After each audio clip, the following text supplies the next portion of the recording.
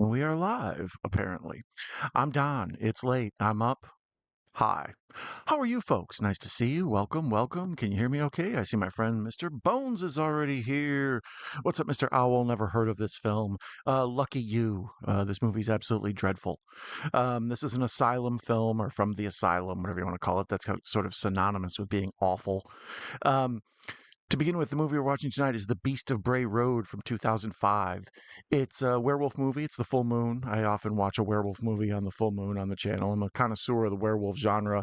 This isn't really a werewolf movie. It's a dog man movie. We'll talk about the difference later on, and all sorts of stuff to talk about with this one. Um, I'm from the area. I've been to the Bray Road many times.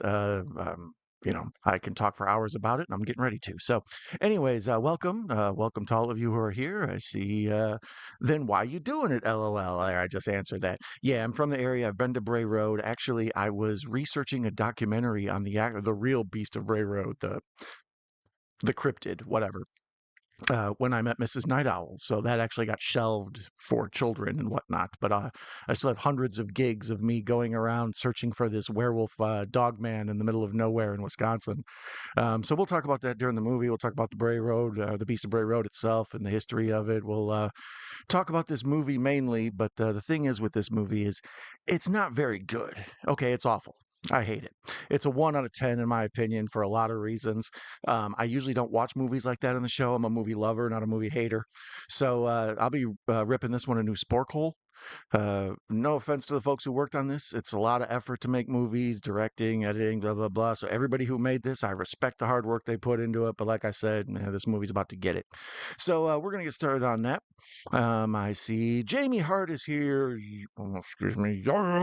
Nice to see you, Jamie. Welcome. Are you familiar with this? Did you see this in the cinema? No one saw this in the cinema. This was a direct-to-video Asylum movie.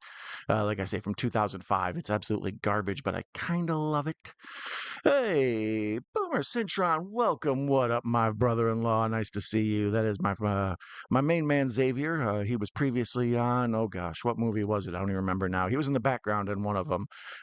Xavier, big hit, big fan. Uh, the crowd favorite is the term I'm looking for. Pardon me. Bones says Jamie. There you go. Guy on the couch. See, Bones remembers. That's nice. That's nice. Anyway, so yeah, I'm gonna watch this. This one is on Tubi. This one is on Plex. This one is free on YouTube. This one is pretty much everywhere because it sucks.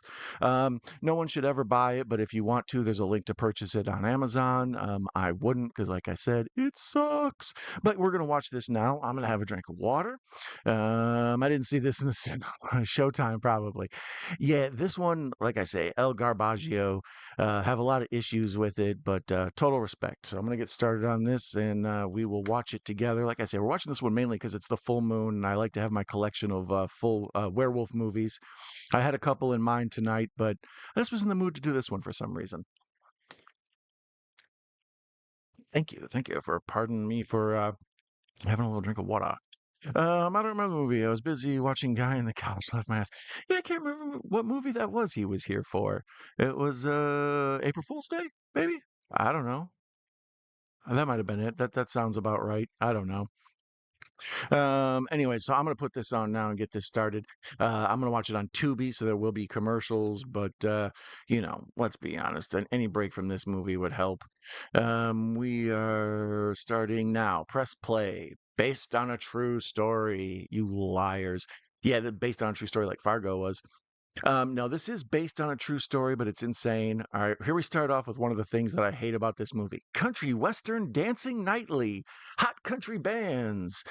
These people are walking out of a honky tonk, and every one of them's got this like southern cracker accent. Know what I mean? And the thing is, Wisconsin is north of Chicago. All right, it's up by Canada.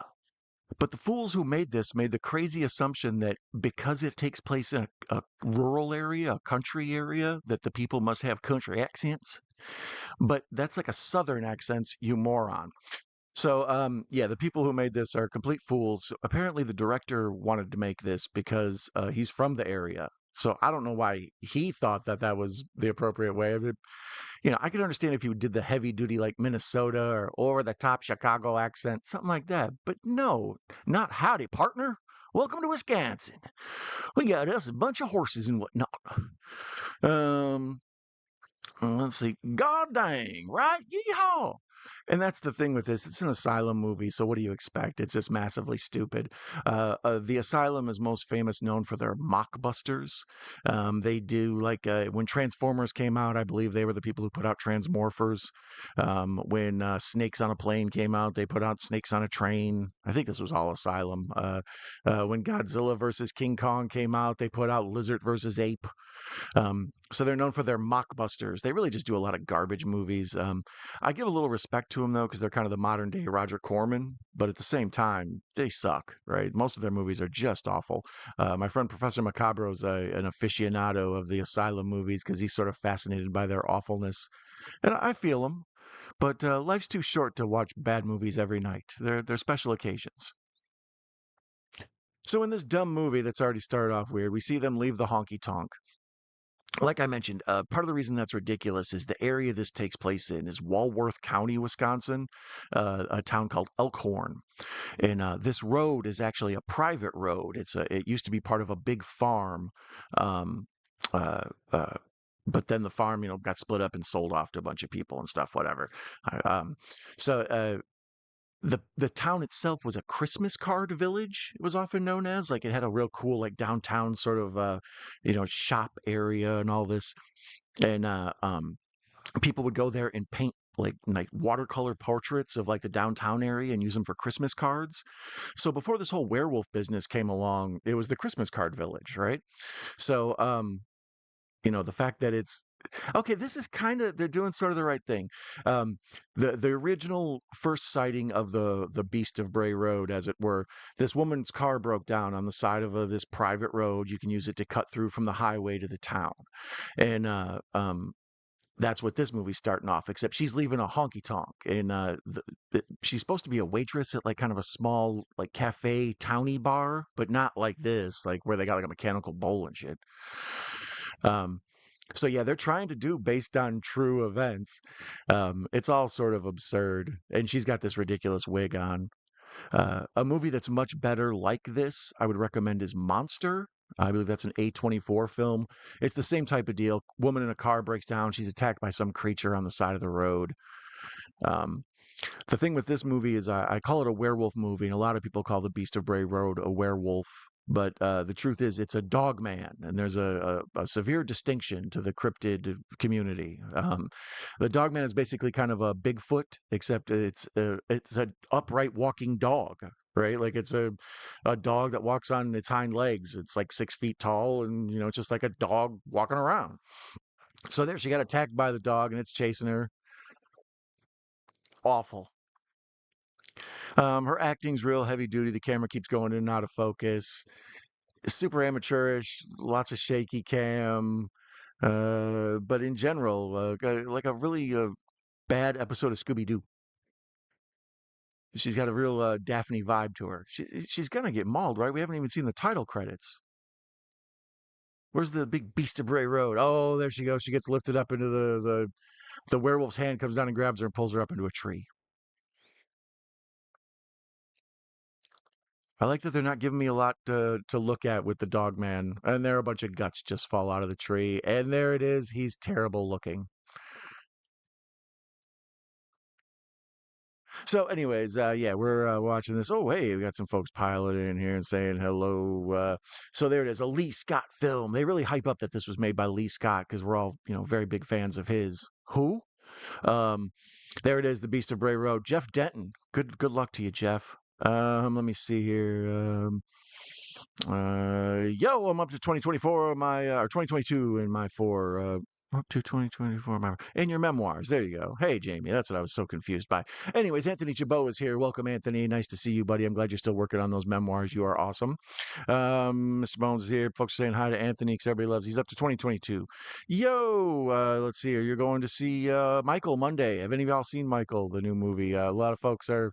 It's divisive. Some people think it's good. Some people think it's bad. I don't know. I'm not big on those biopics, especially one about Michael Jackson. He's super complicated, so I thought they could have left that one live, but if they made an NWA movie, they got to make a Michael Jackson movie. I'm gonna take a break from Instagram until June. Okay, well that's good. You got to clear the mind. You know what I mean? I don't blame you. I took a long time off from Instagram, and I've just been back in it lately. I've been back on the social networkings. Hello and thanks from Stacy. Hello and thanks from Don. Stacy is here. Acres of Movies. Welcome, Stacy. Are you familiar with the Beast of Bray Road? This movie, the many documentaries. Are you familiar with the work of Lee Scott? Yeah, nobody is. Hey, how's it going? Nice to see you. Nice to see you. It's so cute. My daughter Mia, she's 1.5, like pretty much exactly now. And two of the things she learned to say first were zombie, and now she does werewolf. Oh, I was like, that's my girl. Have I seen the Howling VH, or do I have the Howling VHS? I don't think I do. I think I have American Werewolf in London. I think I might have the original Lon Chaney Wolfman, but I don't believe I have the Howling. I don't know. It's been a minute since I've gone through my VHS. I'm always surprised at what I have in there. I'm like, oh, I bought this at some point. I know I meant to. I just never knew I did. So now the title card credit sequence is over. Nothing fancy there. It's just like I say, a bunch of cards popping up overexposed and blown out. Right there, you can see the license plate on the car pulling this dude over. Says California on it. So shout out to shout out to that mistake right there, right off the jump. Like I said, this movie's supposed to take place in Wisconsin. Let's see. What would you like to be? Top three choices. What dog would I like to be? I always say, as far as dogs go, I'm kind of a golden retriever. Kind of a big, clunky, giant animal, but I'm friendly and I'm going to protect your family kind of thing. Dogman, just like in the game, The Quarry, great game. I'm not familiar with The Quarry. Yeah, the Dogman, it's primarily in Wisconsin and in Michigan. And then, some of the other areas have it, but the Dogman mythos goes all the way back through history with like the Anubis, which is that thing you see in the old Egyptian hieroglyphics with the Dogman head, and the Mayans had a whole thing, and the it's a different thing from the werewolf because a werewolf comes out at the full moon. It's a curse. They get bit. It's all just story stuff. And then this is more of like local legend, folklore nonsense. Um, I have thoughts on what the real Beast of Bray Road is, and some of that. We'll talk about the history. As you can see, when it started off, I'm fully versed in it because I was working on a documentary for it. But um, we'll get to that as we go. Let's see here. The dog man is what happens when the local redneck who owns a dog gets drunk and horny. It could be. I mean, these things do happen. The dog man lives. There's my man, the 59 survivor of VHS. Yeah, if anybody should be here, it should be you. This one I thought of you when I put it on. I was like, nobody's seen this movie. I was like, well, maybe 59th has. When is the next program with you and Larry Horror Cat Dad? Those streams were fun. Yeah, unfortunately, because of my schedule now, doing one every week is difficult for me. But they were really a placeholder show for the Rob's Vintage Video and Captain Adams VHS pirate ship. Those guys do a show every Friday, Tape Talk, and I recommend you check out that show. Those dudes are awesome and hilarious and fun. So they had taken a hiatus from their show, and Larry and I were frequent members of the chat there, so we just sort of stepped in and did our own show. And like in the old TV shows would go off for the summer, and they'd have a placeholder show. That's all we were, is basically something in there. But I'd like to do another few shows with my man Larry, maybe some special edition ones. But thank you for watching those and shouting them out. The entire catalog of In the House is available on my Night Owl Movie Talk YouTube page. I don't know. I think I might post those as a podcast someday. But for you podcast listeners, the best place to find those is there.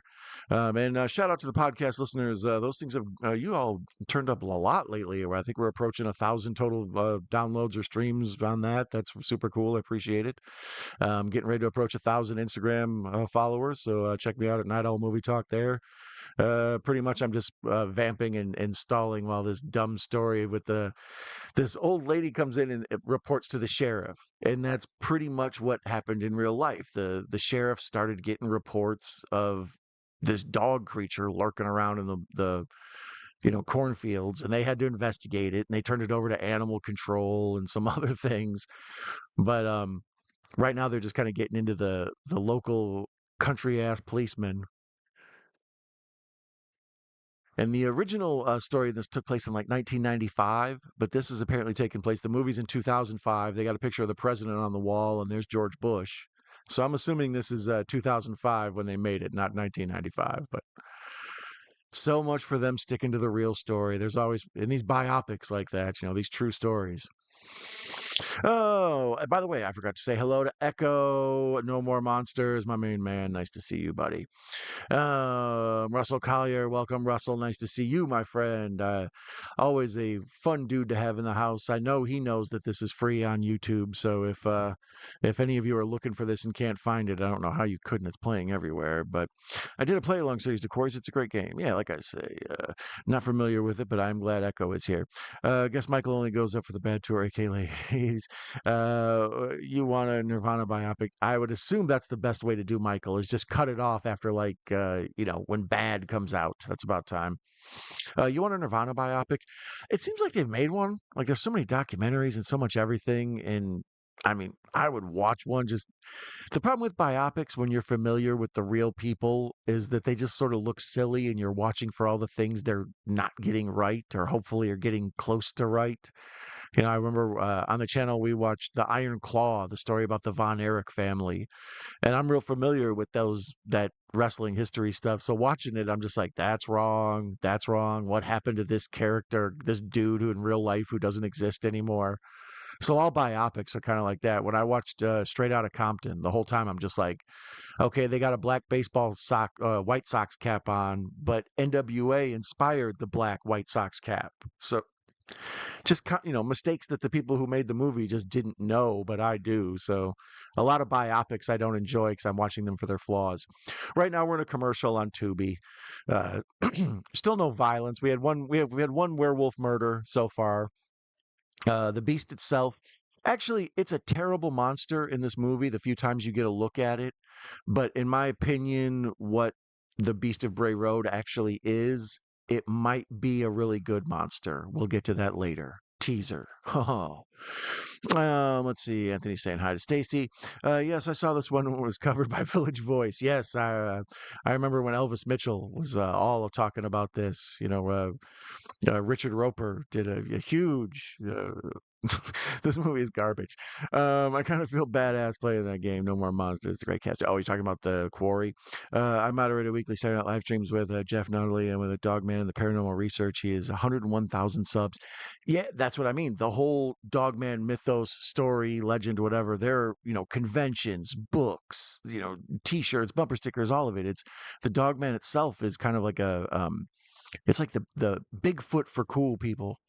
Um, in my opinion, I'm a skeptic, so I don't believe in these things. I think things like Bigfoot are what people wish they could find. Like we know that we don't know everything. We haven't discovered everything. The ocean alone, there's a bunch of stuff in there we've never seen before.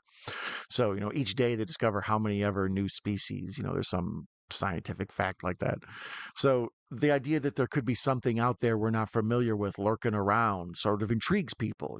But at the same time, we would have found a dead Bigfoot in a road somewhere, or somebody doing construction would have found, some Bigfoot bones, or somebody digging in a cave looking for, coal or whatever. Would have been, oh, look.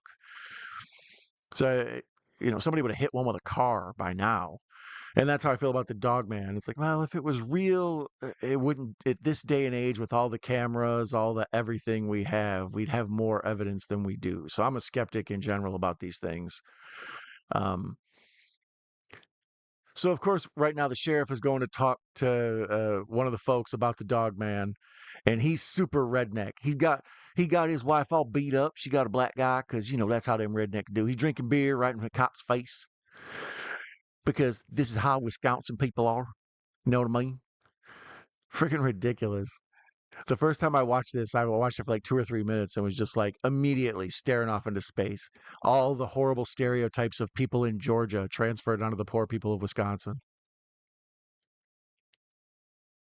No offense to my folks in Georgia, but let's see here. No, I got plenty of friends in Georgia, and it's very close to here, so I'm not trying to get in trouble.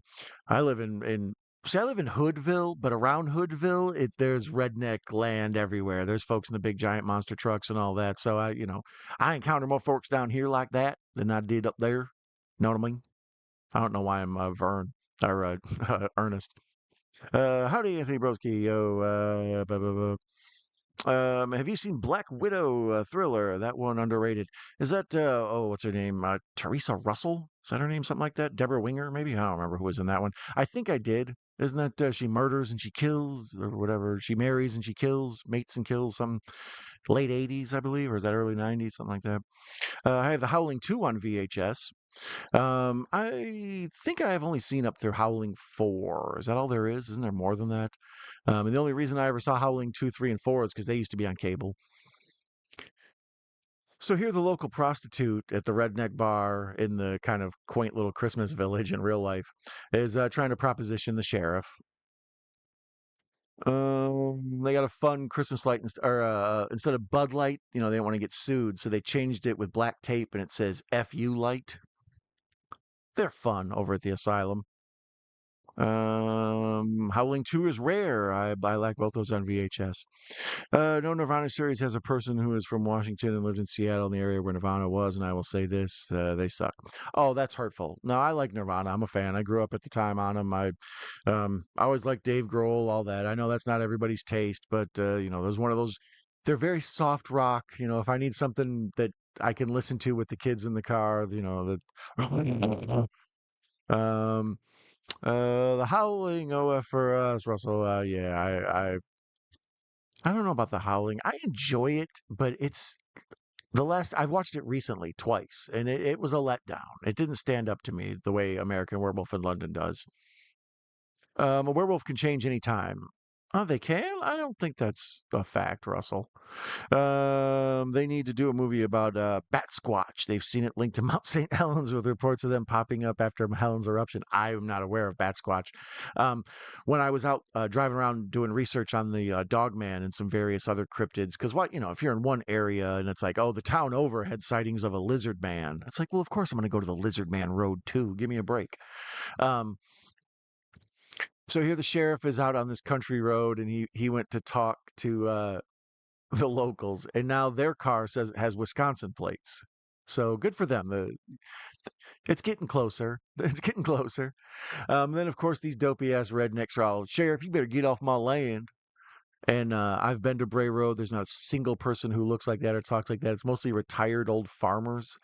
Like when you imagine Iowa, that's kind of like what Bray Road looks like. Like it's all cornfields and then a few suburban houses and then another farm, and like I say, it's a private road. You can get off the highway and get over to a town that takes you, or over to a road that takes you to the main town. But it's maybe a mile and a half long, something like that. Um, at night, if it's foggy, maybe there's some deer, things like that. But yeah, there's no dogmen running around. Um, I had mentioned earlier that the monster in this, the werewolf, the costume, beast itself, is actually pretty good, even though it's terrible. In my opinion, most of the sightings of the actual Beast of Bray Road are they're hoax. The lady who first saw it was a waitress, and then the woman who seconded hearing about it, she was a bus driver, and she heard someone on her bus talking about it. And she said, "My daughter saw the same thing," and the two of them talked about it. So then they ended up calling a local reporter, and the local reporter publishes, crazy werewolf sighting out on this country road. So the three of them are basically the genesis of everything that happens after that. So there's all these little stories about the local werewolf, and it's around Halloween time and everything when they first see it.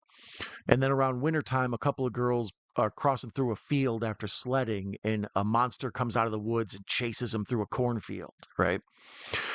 So I've been to that cornfield, and right next to it is a duck blind. Like there's a little pond where ducks can come land, and then there's like a bunch of sticks blocking a bench. So basically, the hunters like sit there and they do their duck call, and then when the ducks come and land on the pond, they pop out and shoot them with shotguns. So most likely, what happened is these little girls were cutting through this cornfield where there's a damn duck pond right there, and these dudes are sitting there, and there's things called ghillie suits. And a ghillie suit is basically like I don't know how to describe it. It looks like seaweed all over you or something, but it's like ultimate camouflage. If you lay down on the ground and kind of bundle up, you look like a bush. But when you stand up and walk, you kind of just have like moss and stuff all over you, right? So you look like this monster, like something from Scooby Doo. So if this kid's heard about a werewolf in the area and they're cutting through the farmland of someone who's trying to hunt, and they're like, "You need to get the hell out of here!" and this dude in a ghillie suit comes running out chasing after him, it's a total Scooby Doo adventure, right? So some of the stories I've heard about this Bray Road, beast, are seem to me like total BS of people just trying to get attention, and then other stuff seems like sort of miscommunication or confusion or scared folks in the dark and that kind of thing. So there, we've had our second death. The redneck who was beating his wife, of course he's gonna get it, and he bursts through the door and rips his guts out. The real Beast of Bray Road, no one's ever been hurt by it, murdered by it. No one's ever been close enough to touch it. No one's ever been able to get a picture of it, video it. Every now and then a picture will turn up and it turns out to be some sort of hoax or some sort of thing that gets debunked right away. There was a weird dog man, I think, in like Arizona recently climbing a fence and people figured out what it was right away. Oh, let's see. We got some more folks here. Do a movie about Bat Squatch, yes. Captain Adam would be good on Adam Sandler movie, a new ensemble member. Captain Adam's got all sorts of charisma, doesn't he? Like that dude does look like he should be in an Adam Sandler movie or some other fun, like if he was a background character in a Rob Snyder movie, it totally makes sense. I've not seen this movie, so I mean, no offense to Captain Adam with that. I just mean he's a fun guy. He's a mushroom. He's a fun guy. I've not seen this movie, so I'll probably hang for a bit. I try to watch films on my own before streams, but it was important for me to say hello, retro friends. Yeah, well, thank you, buddy. I feel free to not watch this movie ever. Most of the movies I watch, like I say, I love. I don't like ripping on movies. This movie is garbage, so I'm gonna rip on it ever. Like this, the whole thing. This is just garbage. But most of the time I watch movies I love because I like talking about what makes them great, all the cool stuff that, is going on in it, things maybe people didn't notice when they were just paying attention to the story and didn't notice this little thing that helps convey a mood or whatever. There's none of that in this. This is a simplistic, moronic movie made by people looking for a cash grab. Um, it's barely above like television quality level. Like I said, it's made by the Asylum. The plot does follow a little bit of the true story of the Bray Road. Like I said, I see bits and pieces of the truth here and there, but pretty nonsensical. Um, Let's see here. Larry the Man, the Myth, the Legend. Yeah, everybody loves Larry. Yeah, Dogman is just a dogman, doesn't change. Although, yeah, that's the thing. They're like a Bigfoot or whatever. They're just out lurking around. Ancient species. That's what mean about that. People go back to the Egyptian Anubis and the Mayan stuff. I had a whole theory when I was working on the documentary stuff, going all the way back to the damn lost city of continent of Atlantis or whatever. So hi, Russell. Hope everyone's a terrific day. Let's see. What you like better, 976 Evil or Spontaneous Combustion? 976 Evil. Rooster might be the worst modern HBO program of all time. I haven't watched it. They are cramming it down my throat. I use the Amazon Fire Stick, which you plug in the side of your TV, and then it gets all your streaming services or whatever. And whenever their splash page always has it. When I go on HBO Max, their splash page has it. They just really think I would love that show, and I'm good. Hmm. Let's see here. Don, congrats on the new baby. Thank you. Yes, little Miss Lily is she's getting, when babies first came out, they're a little squishy and kind of red and purple and everything but this one's, she's slowly getting her face and her cheeks and her color and her eyes are opening up and we're seeing that they look like they might have a pretty color to them and stuff. So yeah, it's like watching a little flower open up. So she's a beautiful baby. We're lucky to have her. I got Mrs. Mia Wallace and Lily Munster. Patrick Cheetah, proud dog man. Don't tell his cats they will travel if the dog is too dog-like. Yeah, I know. If Patrick was here, I'd be in trouble. Question: does anyone remember that old HBO theme song they used to play before movies in the '80s? Not sure, might have been used in the '90s. Yeah, every now and then I'll watch a movie on HBO Max or something, and they'll use the old throwback. Um, uh, but yeah, I do remember that crazy ass thing they had. I also, when I made that video talking about what is Night Owl Movie Talk, the creator bio video I made. I went and found the old one where the HBO logo turns and then we go into it and it spins around like the Tron thing with the rainbows and then it pulls over the city. Yeah, I had massive nostalgia flashbacks when I was doing that. So in this terrible movie, uh, now the local rednecks, of course, a hunter kid with the safety orange hat on. He actually kind of looks like he would be in the area. A lot of deer hunting in the area, not a lot of rednecks and big monster trucks. Um, Yes, it's very exciting. Congratulations. Yes, well, thank you. I appreciate that. Yes, this is quite a strong song indeed. So I missed that song and I should get my phone's ringer. I think that would be wonderful. I'm certain some of my HBO VHS tapes from the 80s have that, right? Which is the best, Burt Reynolds' Longest Yard or Adam Sandler's? Oh, Burt Reynolds for sure. I like the Adam Sandler one. It's got a lot of fun cameos and some of the cast is cool and stuff, but really the good stuff is the Burt Reynolds one. Would you like an HBO DJ? I spoke to some of the HBO movies lecturers and interested to see how they when they pick what they pick, mandated, and some they could pick freely. Interesting. Howdy, Russell. I just found 51st dates with Barrymore and Sandler. Going to say that way. Thank you, 59th. I buy tapes. I will not even watch. Yeah, I've had a few of those. I sometimes you see stuff and you have ideas. It's like, oh, I'd like to complete this set or whatever. But signs of a VHS hoarder, right? I've gone through it. New rom-com, You, Me, and Tuscany was terrific. What's a better rom-com, Working Girl or The Proposal? I would say Working Girl. I'm partial to Working Girl. I enjoy Sigourney Weaver and Melanie Griffith and all that. Harrison Ford, is he in that one? Who's in that one? Hi, 59th. Let's see here. Better program, Give Me a Break or Webster? Now that is a question. Let's discuss. Let's just take time out here, 20-second time out. Oh boy. I don't know. That's really tough, man. Give Me a Break, I've actually probably seen more.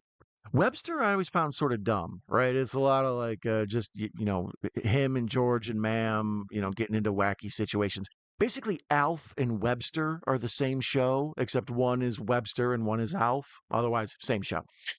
Give Me a Break. That's Nell Carter. If you're not familiar with that, she's sort of this heavy set, famous singer lady, a black woman, and she moves in with these white people. And it's basically like the maid on the Jeffersons if she got her own show, except they kind of cast like a Hattie McDaniel style woman to play it. So it's about this kind of black lady raising these little white kids. Um, that was a lot of times my situation when I was a kid. My mom, when I was about 8 or 9, my parents split and we moved to a poorer area. It was mostly, dark skinned folks, a lot of very few white people. So I had a lot of black women babysitters. So Give Me a Break resonates with me. I appreciate the throwback to my childhood. So I'm going to go Give Me a Break, even though Webster Emmanuel Lewis was awesome. Shout out to him. Tying it all back to Michael Jackson, right? Dog Soldiers is a great werewolf film. Yes, it is. I like Dog Soldiers. I did that one on the channel. Actually, when I watched it, I was surprised you didn't make it, Russell. I was like, where's Russell? We did that one about, a month ago, maybe the last full moon. Was it? I think it was the last full moon. We did Dog Soldiers, and then oh boy, what else have we done? Teen Wolf. We've done Ginger Snaps. We've done American Werewolf in London. We've done The Howling. Oh boy, we've done. There's others, but anyways, yeah, I've watched a ton of werewolf movies, commentaries. There's top 5 werewolf movies, 5 4. Find all that on the Night Owl Movie Talk page on YouTube. Find all those commentaries on YouTube or on your favorite podcast provider. Shout out to those folks. There, enough plugging of me. HBO DJ, ooh, would be awesome. Oh, I pretty much remix music shorts and DJ. Yeah, your style on HBO. I'd like for you to take over for a day. The Dog Soldiers Werewolf is what many say Dogman looks like, and that, of course, American Werewolf in London with the yellow eye glow. Yeah, I've talked about when we watched Dog Soldiers. There is some people don't think Dog Soldiers is actually a werewolf movie. The same with this. They don't think this is a werewolf movie because there's a difference between the Dogman and the werewolf. But to your average layperson, they don't care. It's like if you got the big dog wolf head thing and and biting people, it's all a werewolf.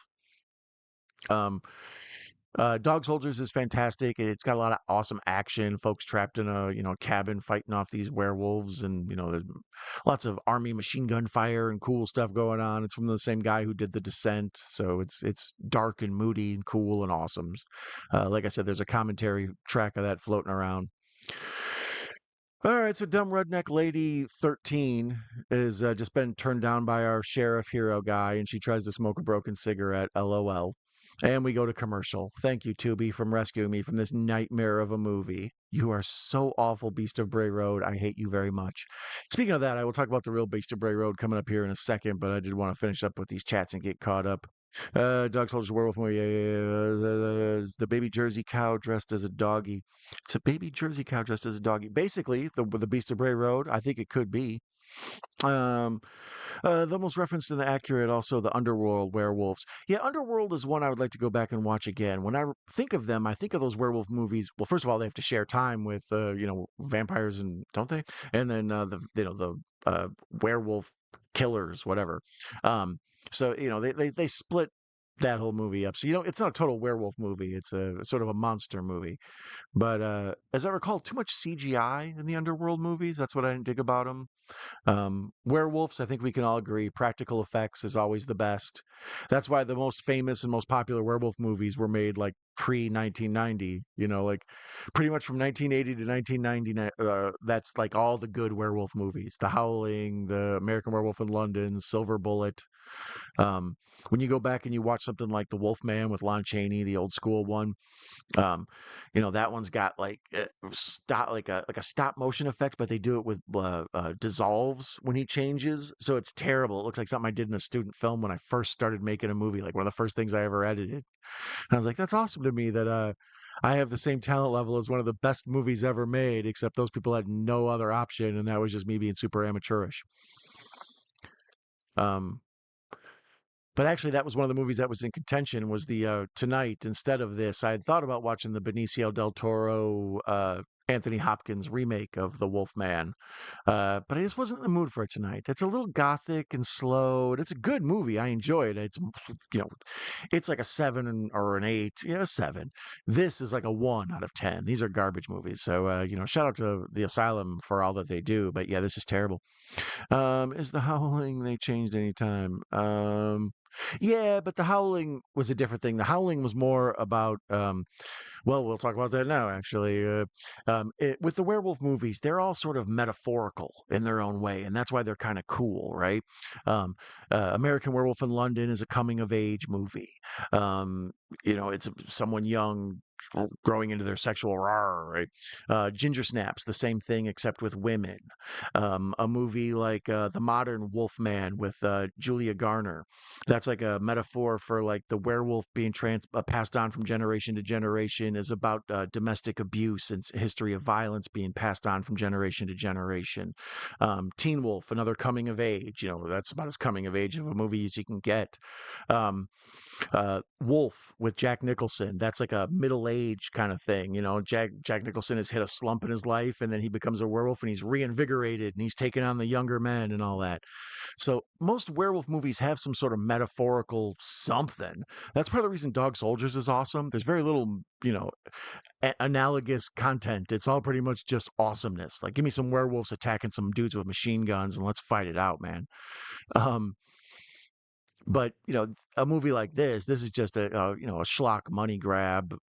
And some of my favorite movies as a kid were schlock money grabs, so I can't hate on it totally. But with an adult eye and a more refined cinema palette, this movie's just awful.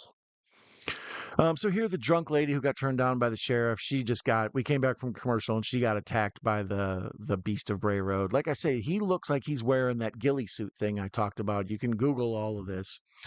Um, but in my opinion, the few times that people legitimately report a sighting, that's what they saw. It's an area where folks are hunting. But the rest of them, I think, are just liars looking for attention. People who really wish they saw it. A couple of teenagers who went out looking for it, I think, saw it twice. You know, because a thing that nobody can ever see, like Bigfoot, the same people saw it twice. Absolutely absurd. Um, Let's see here. Oh, so anyways, The Howling. I'm sorry, I got sidetracked by the stupid movie. So most werewolf movies are metaphorical. The Howling is like a sexual awakening kind of thing. Like people become werewolves, like releasing their inner beast, right? That's what the whole thing is. Like them having sex on the beach and them cheating on each other and them going away on a retreat and dudes sneaking away to have sex with another lady. And so it's about like the urges in people and them becoming animals. So all the werewolf movies are metaphorical. That's why I think they could change any time. And The Howling is because it's more about like them being horny. You can get horny anytime. Irish Wolfhound can be 5 feet at the shoulders. um I don't know. I'm kind of a giant person. Love the underworld films. Like I said, need to watch them again. And the Wolfman with Annie Hopkins, 2010, they change only on the moon, so he locks himself up. Yeah, that's kind of the common move.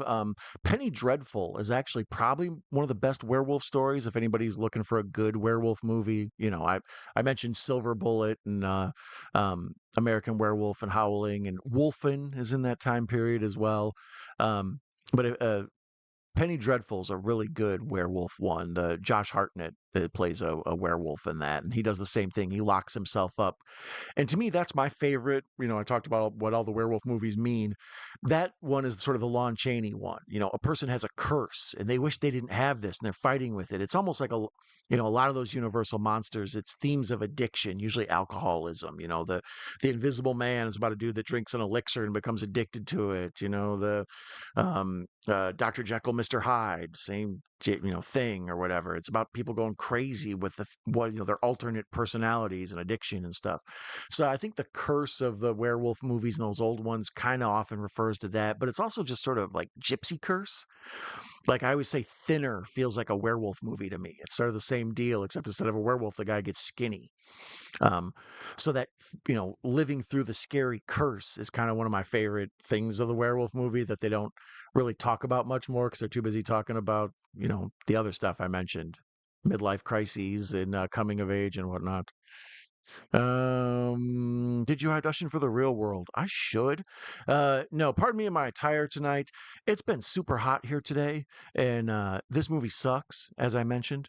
But so I really didn't feel the desire to put on anything, more respectful than this. Usually, I try to put on like a collared shirt or at least a black T-shirt or something. Man, spork this movie, so I'm not trying to get up in this. We can have my comfortable pajamas on. And yes, I should. Uh, Extraterrestrial is the best alien abduction film. I don't think they have a real world Wisconsin, do they? Extraterrestrial is the best alien abduction film after Fire in the Sky. Yeah, Fire in the Sky is my favorite. A lot of people dig Close Encounters. I watched it again recently. Pretty good. Um, Oh, I'm so sorry, Russell. I never knew that. That's a tragedy, my friend. I apologize, and I understand your pain. Well, I mean, I don't. I can empathize, not sympathize. But yeah, that's fucking terrible. I apologize. Fire in the Sky previews messed me up as a kid permanently. LO didn't even watch the film. Terrifying with the same movie poster for it. Yeah, Fire in the Sky. For those of you who haven't seen it, pretty scary alien abduction movie. Especially the stuff where after he's been abducted and he's on the ship. Most movies are real corny. It's like V. They escape and killer clowns from outer space. They lurk around and they kind of find out what the aliens are doing in their ship or nothing. This is no. They get pinned down to a table and they put like weird cheesecloth over their face and like they can't breathe, and it's very like disturbing. It feels dreamlike and scurry. But yeah, I recommend it. It's super good. It's based on a true story. Um, Fire in the Sky previews, yeah, the previews, the trailers were extra scary, and then the movie itself is pretty damn scary. Travis something or other was that guy's name. Yeah, Fire in the Sky is intense. I really hope to hunt that one in VHS with the Showgirls. I can never find that one. Showgirls is a classic. Just the leg with Showgirls. Um, every now and then I try to, like I've talked about before, when I show movies to Mrs. Night Owl, we need to break up stuff. We watch a lot of horror, a lot of crazy nonsense that I pick out. So every now and then I'll just try to find something silly to throw in. She's like, "Why are you watching this?" And I've put on Showgirls get about ready to put on Showgirls 2 or 3 times. I'm just afraid a kid will walk in. Wolfen, underrated Albert Finney Wolf Cop detective movie. Yeah, Wolfen is one I need to go back and rewatch. That's the only other one that I remember from the '80s that I'm kind of would like to rewatch. What do you call it? Monster Squad. I watched relatively recently. I was trying to decide if it was appropriate for the kids or not. The stuff about Wolfman has nards definitely appropriate, but the stuff about them needing a virgin and all that, I don't want to have that talk. What's a virgin? You know what I mean? So we're gonna have to wait on Monster Squad, sadly. But Wolfen is one I remember watching as a kid. Super crazy and weird. I think that's where the whole smiley face stickers. No, that's from the other one. That's from the Howling. Anyways, whatever. Russell loves Wolfen. I need to go back and watch Wolfen, so I can't really speak on it. Burt Reynolds dinner theaters were a lot of fun. Them in Florida. Yeah, Burt Reynolds was the man in Florida. So yeah, here we're back to the country ass bar with these dumb rednecks and their stupid nonsense. It's Kelly's Roadhouse, because you can tell because this girl has a tank top that says Kelly's Roadhouse. As I mentioned, there are no roadhouses around here. I mean, there are roadhouses pretty much everywhere. Like if you drive out into a country in any state, into the woods area, you're going to find little small podunk bars. But in this area, like I say, no, it's McDonald's and Burger King and, maybe a cafe or two. But it's not like this boot scooting boogie mechanical bull nonsense we got going on here. Well, howdy, partner. Y'all seen any werewolves? I do reckon.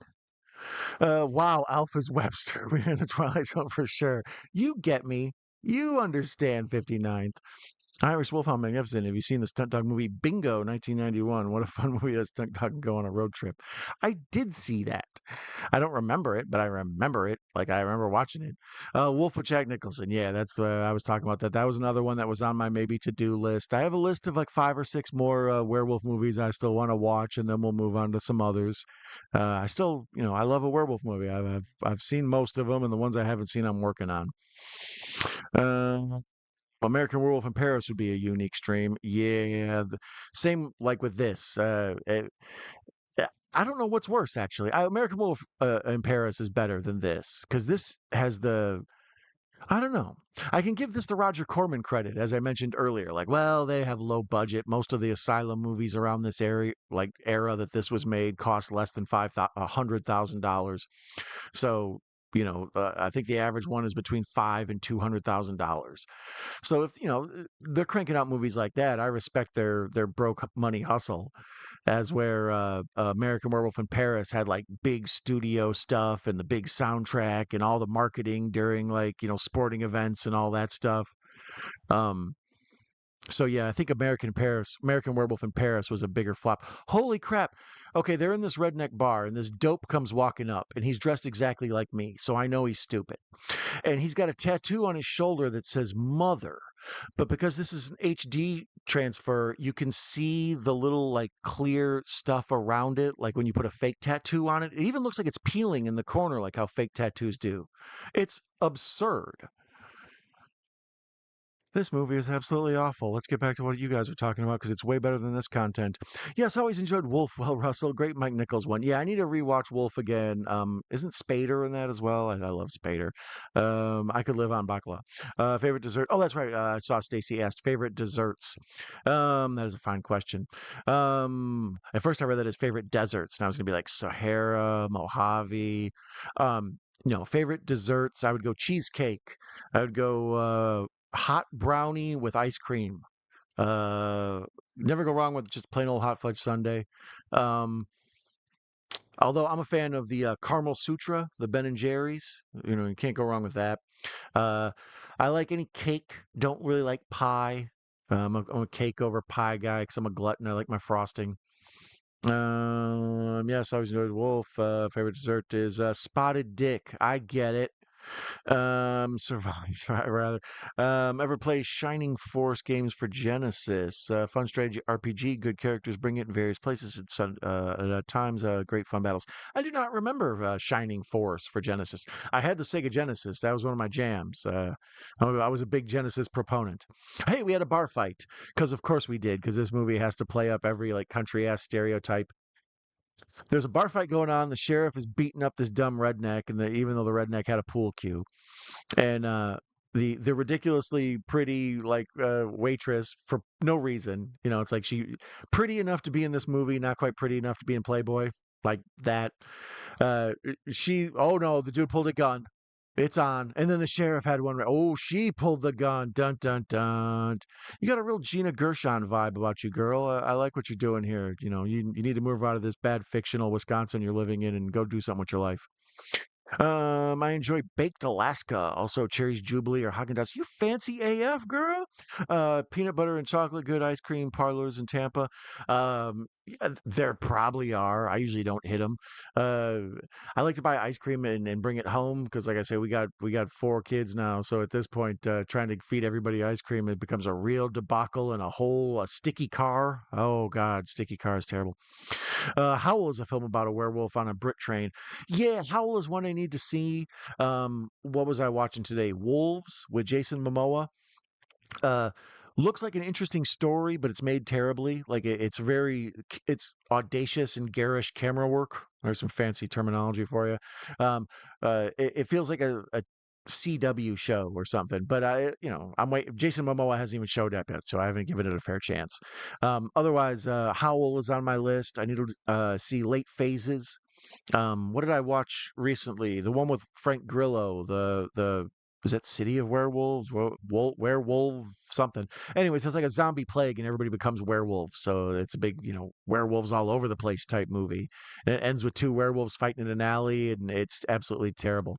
But like I say, I love a good werewolf movie, even if they're bad. Um, a good werewolf movie for people to see is I think it's called Werewolves Within. Wolves Within, something like that. Werewolves Within. It's about a cop in a small snowy town trying to figure out who the werewolf is. Pretty good. Same with Werewolf of Snow Hollow or Wolf of Snow Hollow. That same type of deal. Cop trying to solve who the heck this werewolf is.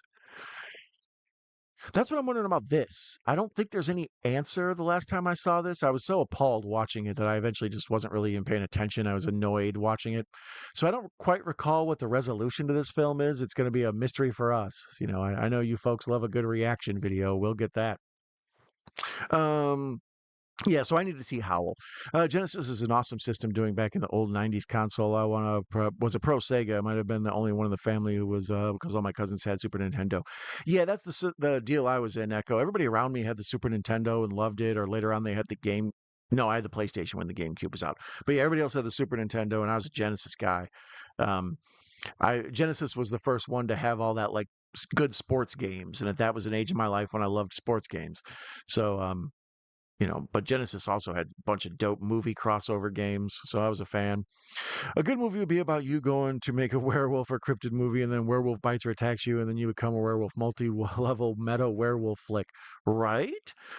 That was one of the things that was holding me up with making the thing about it is I wanted to be documentary style, but it was hard not to lean into kind of like tropes to be scary, and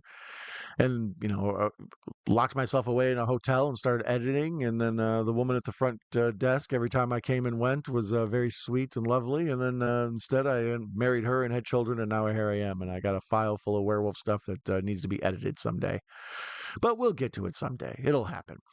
Um, Here we have a classic horror movie scene. We've got the douchey '90s guy with the kind of Justin Bieber alt haircut. He's got a real Fallout Boy dorky look to him, and he's got sort of this fake Pamela Anderson lady in the car with him, and they're about ready to get it on, or she's going to try to seduce them. So we know that the Beast is going to show up and attack them because this movie is very heavy-handed and obvious. Let's see here. I did it all for the Elixir. What Elixir original Lip Biscuit lyrics, where they like change the complex and make a more simple word. Um, Elixir over Nookie. I don't know. I'd much rather have Nookie than Elixir. I don't mean to be gross. The chap on the couch, but with the fangs this time. Oh, that would be good. Or just have Xavier sitting back there in like a ghillie suit. Does everybody know what I was talking about? Stacy Xavier was here earlier, by the way. Oh, hey, we have nudity. So that's two boobs. We have three murders, two boobs right now. We've had two bar fights. So while he was taking photos of the fake Pamela Anderson, who also has a fake tattoo on her chest, how terrible of a person am I? There's boobs on the screen, and I'm more noticing that this lady has fake tattoos. Yeah, you can see the like clear outline around it where it's been applied with water. Canadian body horror film. Saw a film called Bite. Three girls go on a vacation and two go swimming in a lagoon, and one gets bit. She goes home and starts changing, gives birth to tons of egg sacs, sort of like The Fly, but with bug. Ugh, that sounds terrible. A Canadian body horror film. Yeah, that sounds awful. I love it. I'll have to check it out. A nice relaxing program is the Detectorists. Mackenzie Crook and Toby James do it great in that one. I love that one. Great acting and characters for them. The Detectorists. Okay, I'll put it on my list of stuff to check out. Got to see Bite. Thanks, Russell. Best movie, animal performance. Bart the Bear, The Edge, maybe. You know who I'm a big fan of is the dog in The Thing. Oh God, I can't think of his name. That husky. Um, At certain points, he like walking down the hallway, looking in one room and looking in the other, and then later on he turns and walks into a room, and you see his shadow and stuff. And you're like, well, that's really good that they taught that dog to walk slowly and look in each room. But the fact that there's a big camera in front of the dog doing it, and that dog doesn't snap or like want a treat or whatever. I love that dog in the thing. Anyways, fake Pamela Anderson lady has made a run for her life. She's crying. She's got the crazy mascara. We're getting all sorts of handheld nonsense. And the dog man is about to attack her. As per usual. You know who she looks a lot like is a fake Paris Hilton in House of Wax. She got the real Hard Day's Night look. So there's that dog. Once again, ghillie suit, total ghillie suit. But at the same time, that monster's face is just awful. I have a werewolf mask in a tub outside that we use around Halloween time that looks way better than that. Um, yeah, so he's eating her ass, her spork, something. I don't know. At least wait till the third date, buddy. You know what I mean? Buy her some roses before you start getting, rah, rah, rah, hungry booty. So, anyways, yeah, the dog man is eating the butt of the Pamela Anderson lady. Okay, yeah, there. I don't know what he's got there. He's got some sort of something. I think he bit off her butt and her other areas. Huh. You know what I mean? Are you willing to meet her parents? Are you going to make a honorable woman? Oh no, she's dead. Never mind. Anyways, Patrick Swayze and Keanu Reeves did Point Break. What was their first film together? I don't know. That's a fine question. I know they did Point Break. I love that movie. Oh, first film together? Were they in The Outsiders? Was Keanu in The Outsiders? I don't know. I have his Street Walking on VHS, a wild tape cover. Um, I don't know if I've seen that one. Deep fried Oreo cakester, LOL. I had to circle back there. Oh, okay, yeah, the desserts. I don't blame you. Mojave Desert, pretty good for me for sure. Roger Corman directed the gangster film, The St. Valentine's Day Massacre. The two redneck, back to the movie real quick, because there's actually been developments. Oh, we're getting a commercial. Never mind. I can get caught up in a second. The two redneck hoes from the bar who were trying to get with anybody they could. That real characters. Those are at every bar. Those are stock in every redneck bar across America. Uh, they're out in the street throwing up, drinking, stumbling around. So they're about to get attacked by the dog man. But we went to a commercial, and Tubi's usually good to me. This one says add 1 of 7. And so we're going to be here for a second. Let me get caught up on these chats. Russell says Roger Corman did the St. Valentine's Day Massacre. Yeah, Corman has a diverse catalog. That's part of the reason I love Corman. But if he could make an awesome movie for cheap, he would. I actually did play Shining Force when I got back to the retro games era. I was in a retreat because it looked like Final Fantasy.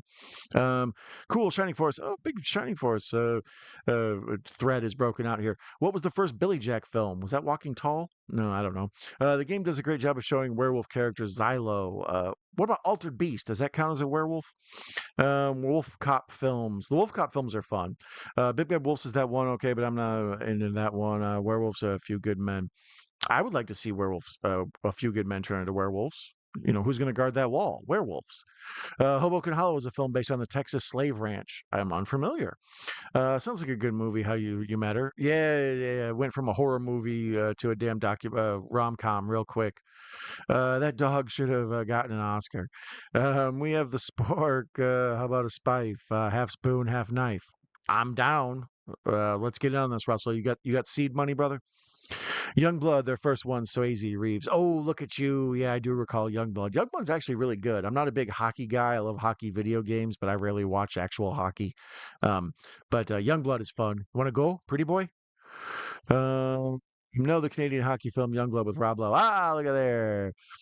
Miles Teller is Billy Joel. Oh, yeah. Actually, that's a really good casting job. I'll go with that one. Great, Stacy. Yeah, Stacy's the king of alternate casting.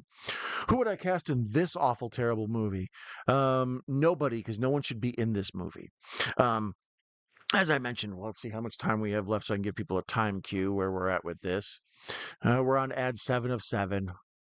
That's the good thing about Tubi is I don't mind him because it feels like traditional old school TV, like TBS or something. But for some reason, when I watch like a pay channel that you also get commercials on, I get mad. Like I start getting angry with looking at them. So we're at the 48-minute mark. There's 32 and a half minutes left in this terrible movie. Um, the local bar trash girls decided to go talk to the sheriff and see if they could get someone to go find out what happened to their friend. I really don't care. I hope they don't find her. Sorry, I dropped my water. Um, as I was mentioning, the real Beast of Bray Road.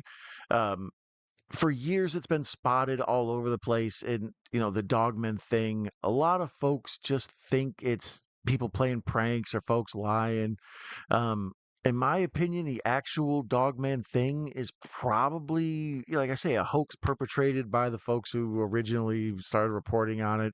That's the problem with journalism, is once you have a story that somebody's interested in, you have to keep trying to refresh the story and keep it going and keep that volleyball up in the air, that beach ball at the concert. So I just think it's a fake, stupid story that they just sort of kept perpetuating and going and going. And here we are, like how many, like I say, I think the first sightings were in the early 90s. Um, the road itself is just so basic and boring. I think most people driving through it late at night, which is where most of the actual Beast of Bray Road sightings were, just they're tired. Like I say, they're probably full of crap, but the ones that aren't, probably did think they saw something. That's the thing with people who see UFO sightings. Like I think people see UFOs all the time. I think people don't see aliens from, other universes. We spend so much time in this cheap little honky tonk bar that offends me. That's part of the reason I think this movie sucks so bad. It's like when they're out in fake Wisconsin, it looks all right-ish, I guess. But when they go back to this damn honky tonk bar, it's just Crackerville.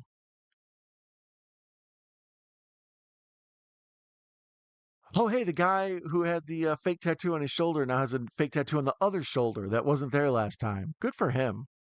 He's out here getting tatted up in the middle of a werewolf attack. Russell said he played hockey in those arenas and used in Youngblood as a kid. I didn't know that. Really? That's cool. Um, best movies to watch on mute. That's a fine question. Um, a lot of times, like this, the first time I watched it, I noticed how bad the acting was. So here, with it muted, it has a real Friday the 13th part 1 through 3 vibe to it. Like it looks cheap and the acting looks bad, but you don't get to soak up how bad it is because like I say, they're all doing horrible southern accents for a town way up north.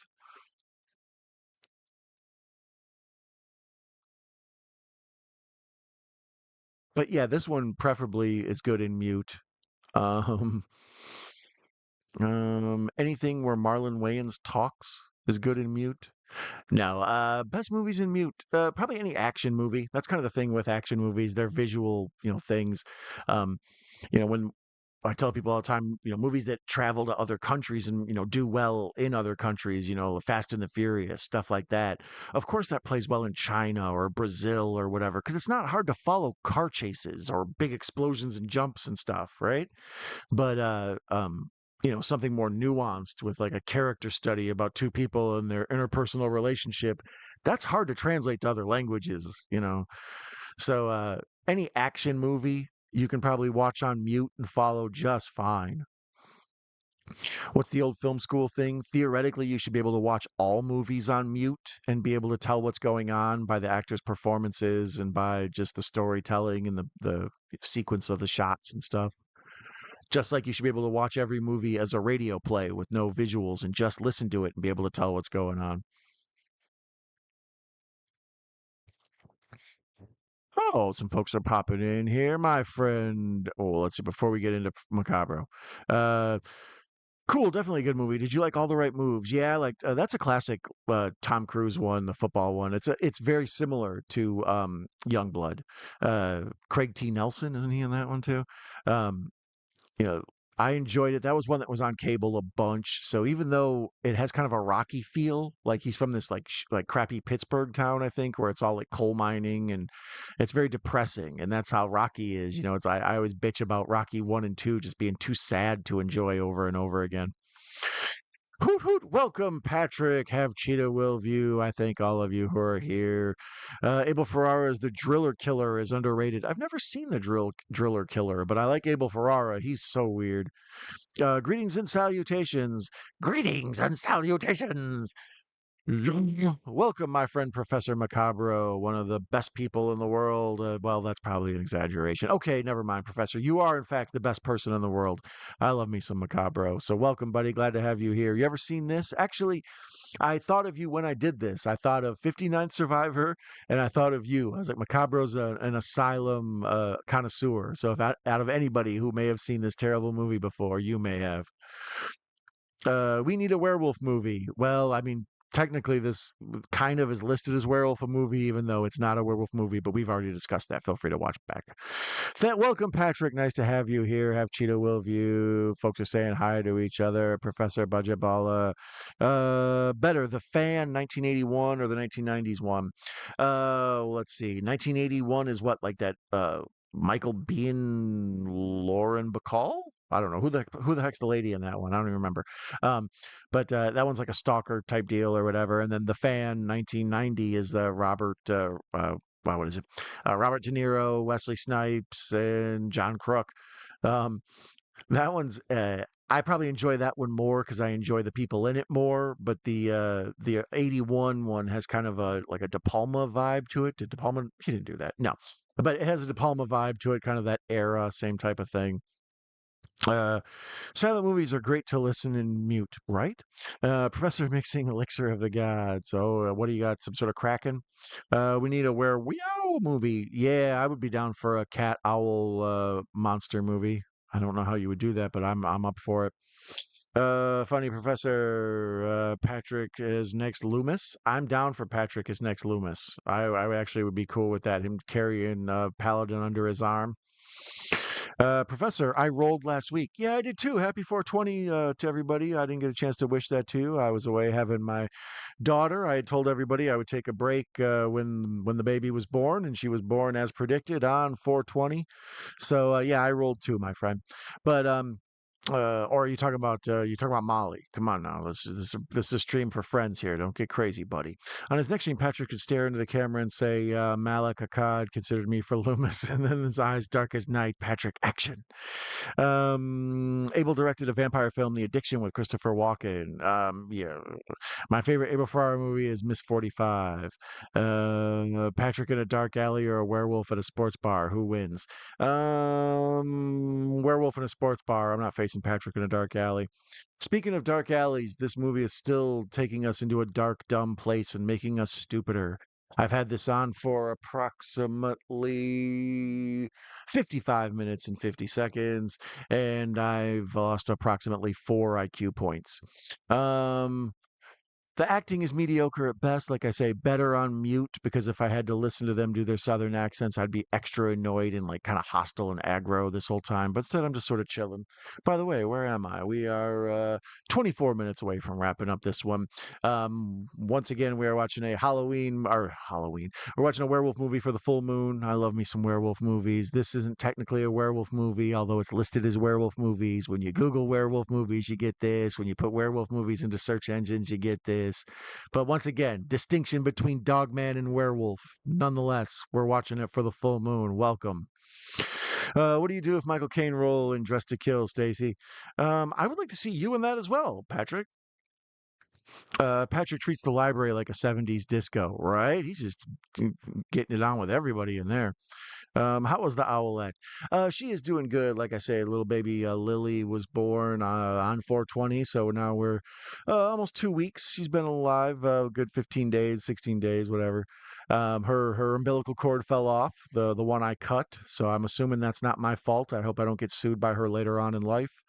Um, the thing they don't tell you about when you have new babies is you got to go to a bunch of dumb appointments after the new baby. So you got to get one for the baby. We got to get Mrs. Night Owl a post thing, all of it. So it's just been get home and then turn around and go back to doctors. It's been annoying. I just want to settle in and hang out with the fam.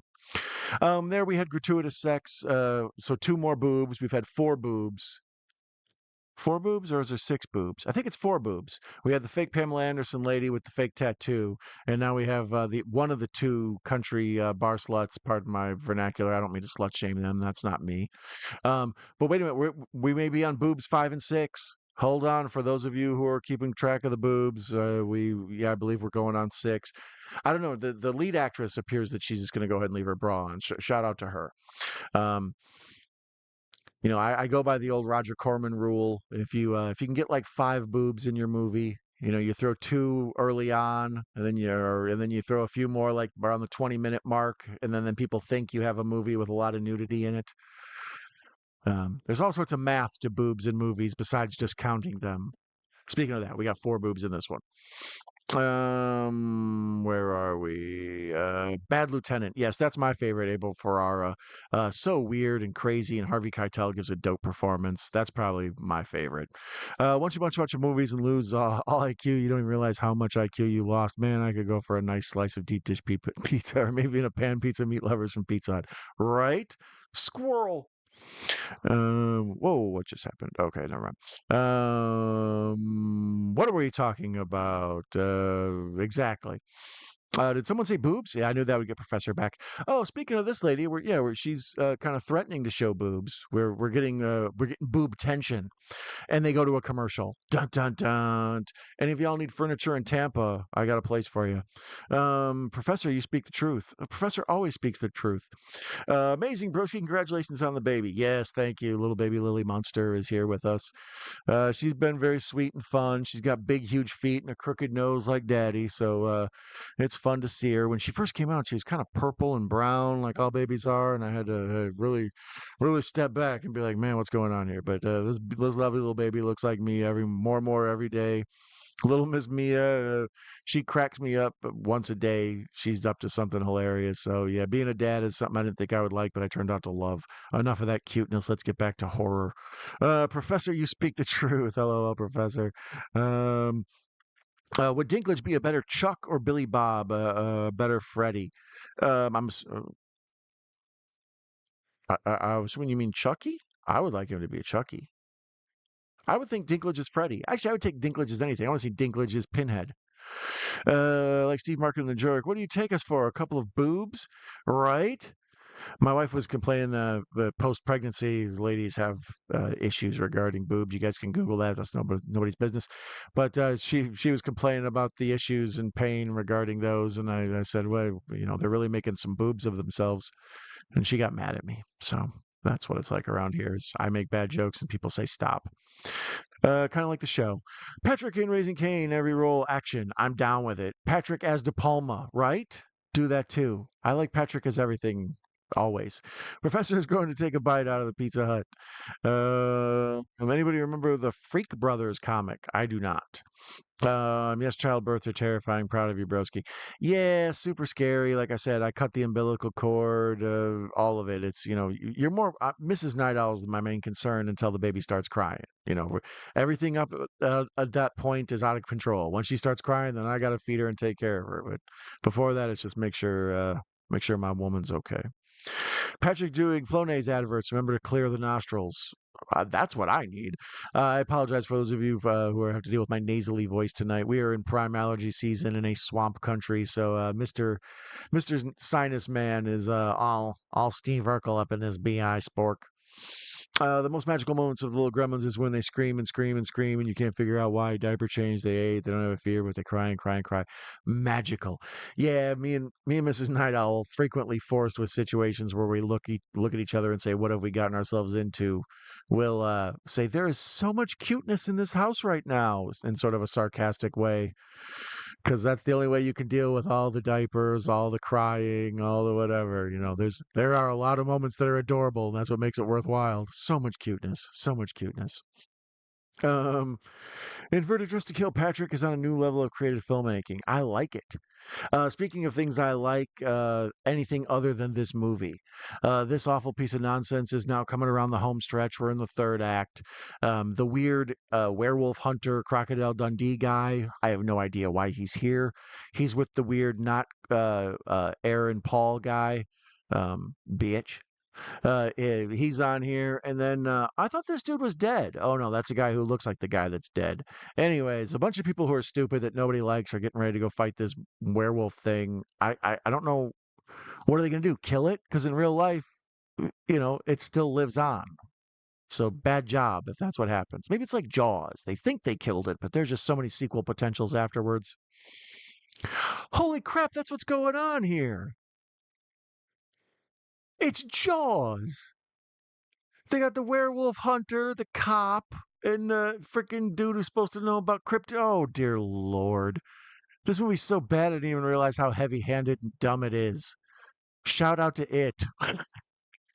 um, with the real Beast of Bray Road, one of the things that was interesting is it came about and got popular in the, like I say, early 90s. I think there was some talk of stuff in the late 80s. But basically, with that, around that time, there was the whole satanic panic thing. So there's a whole group of people that think that the Beast of Bray Road is connected to like the Satanists, and like there's reports of like altars and stuff along Bray Road. I went looking for all those, couldn't find any of them. Um, so here we see video. Someone's captured video on their farm of the Beast of Bray Road. Um, there's a farmer who lives on Bray Road who seems to court virtually any documentary that will come to his land. I thought about contacting him while I was out there just to see if he'd let me walk around. And his whole gig is like putting up night cameras and trying to catch this damn Beast of Bray Road. That's part of the reason I say it. I don't think it exists, because the dude who actually was hunting it all day, every day, would find it by now.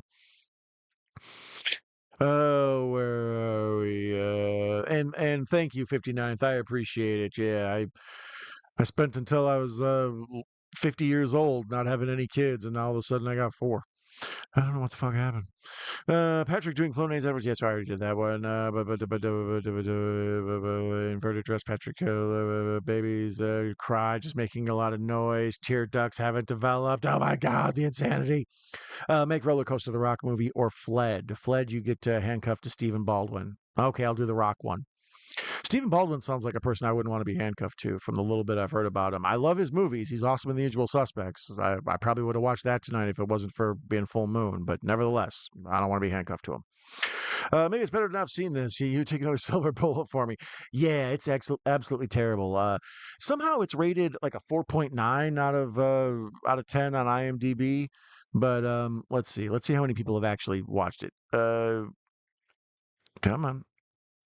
Yeah, 4.2 out of 10, but only 1.6 thousand people have ever taken the time to rate it. So I rated it a 1 out of 10 because it's poorly made and stupidly acted and dumbly written and mildly offensive to all that I stand for. But other than that, it's a decent movie. Um, LOL, like watching Grizzly and figuring out it's a Jaws ripoff with a grizzly bear. Some vibes with this. Yeah, the Jaws, plot structure is an easy one to follow. So people do it all the time. You got it's basically Star Trek.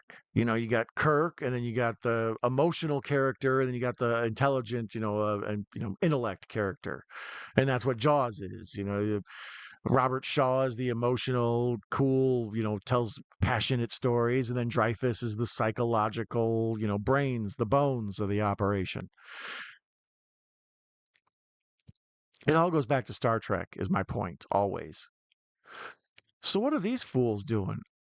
Oh, okay. They're going to kill the Beast of Bray Road with a silver bullet, but they don't have any silver, so they're looking for quarters from a certain era that were made with silver, so they can go ahead and kill it, because a dogman, not a werewolf, would obviously adhere to the old Christian belief that silver kills werewolves.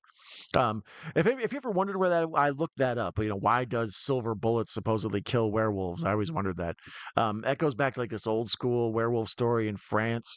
A wolf was attacking people in a village, and they went to the local church. Some monster hunter guy said, take a bunch of silver things like goblets and candlesticks and stuff, and they melted them down because they would be holy items because they're from a church. And they melted those down into some sort of weaponry, I believe bullets or whatever, and they went and shot it with it. So it wasn't that it was silver, it was that silver could be melted down, and it was religious silver that actually does it. So now, however long later, that's the myth about werewolves, as you kill them with silver, even though it's supposed to be blessed silver, like religious church silver.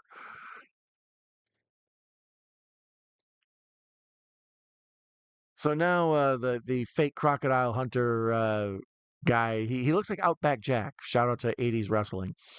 This guy, he's got some sort of weird elixir. It looks like the reanimator stuff. So hopefully they don't use the silver bullet to kill the werewolf, and then this dude reanimates it, Stuart Gordon style. Russell is watching The Strangers Chapter One. I need to see that. I need to dig more into the Strangers universe.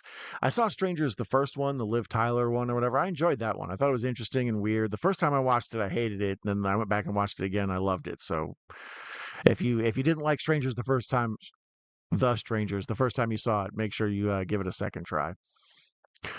All right, things that giving it a second try is the second time I've watched this stupid movie, and we're almost coming to the end of it. The fake Gina Gershon is cleaning up blood at the honky tonk in Wisconsin.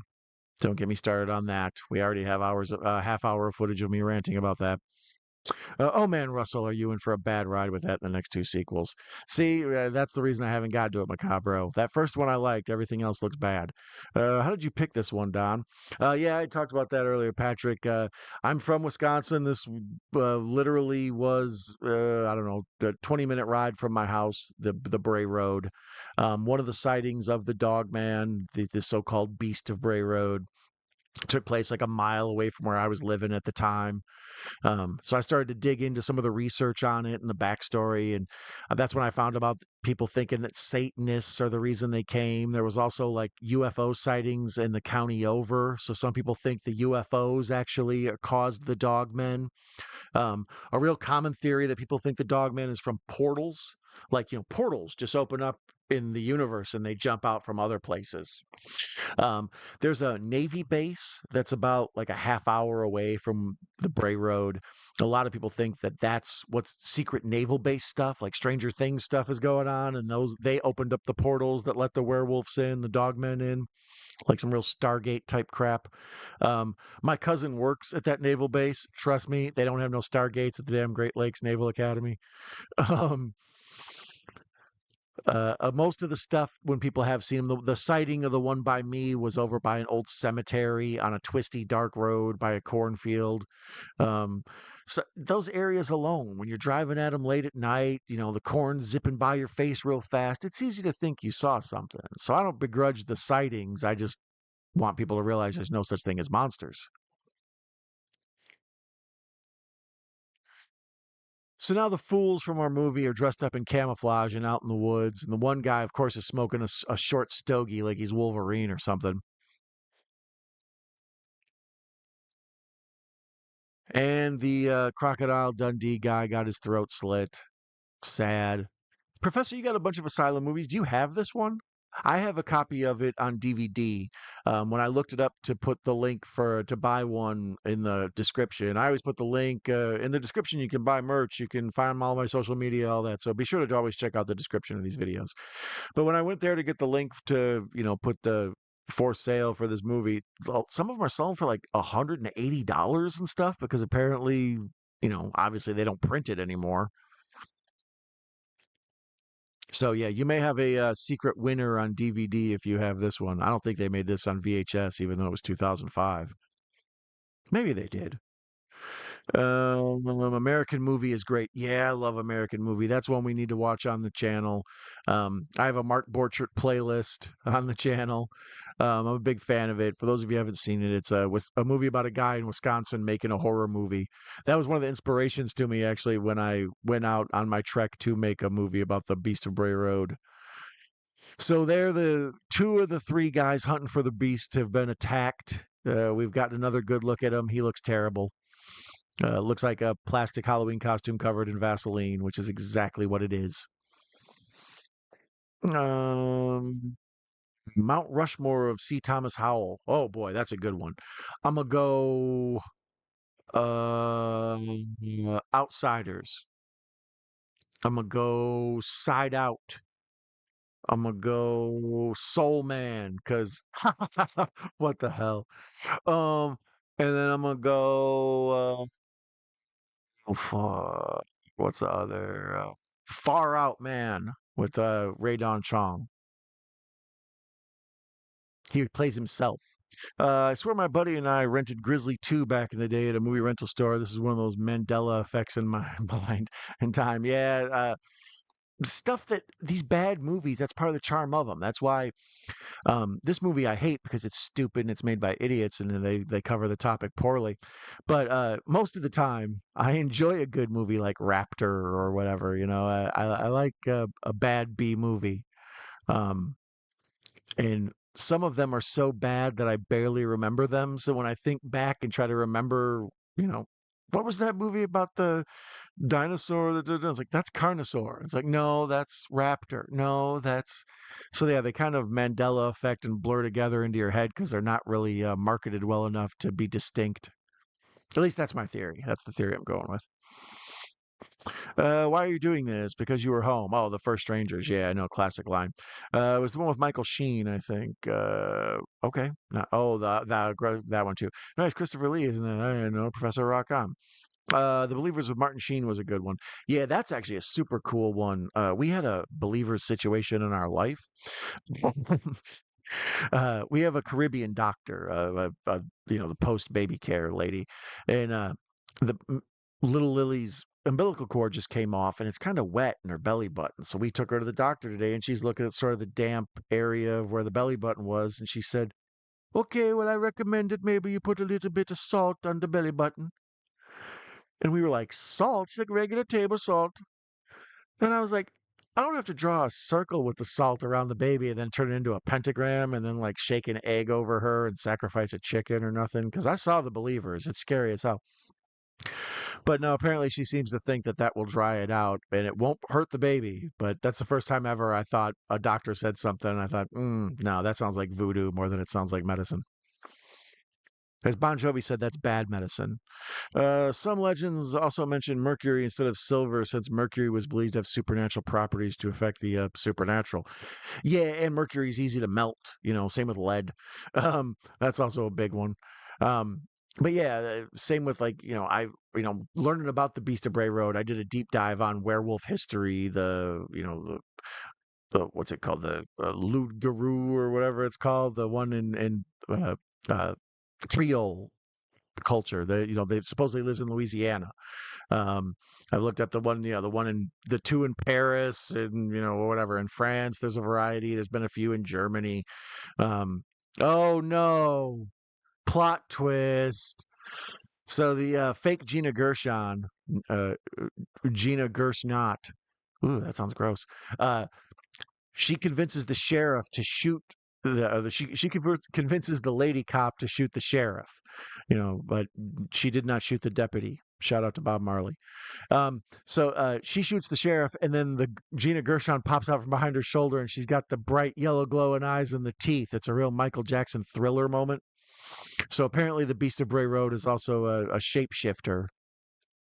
Damn, this beast needs to be stopped. No wonder I ran away. That's the new story. I didn't fall in love and move to Florida. I got scared and went to the other side of the country, terrified for my life.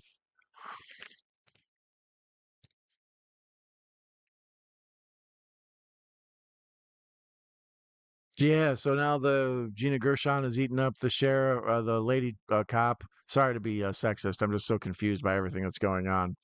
And now the big truck redneck deer hunter guys come, and even though they're dressed fully in like Wisconsin hunting gear, all like winter jackets and stuff, they're like, "Get him, Billy! Shoot him! There's a damn werewolf out there! I reckon." It's like, why is everybody in this like an extra in a Jeff Foxworthy movie? You might be a dog man if.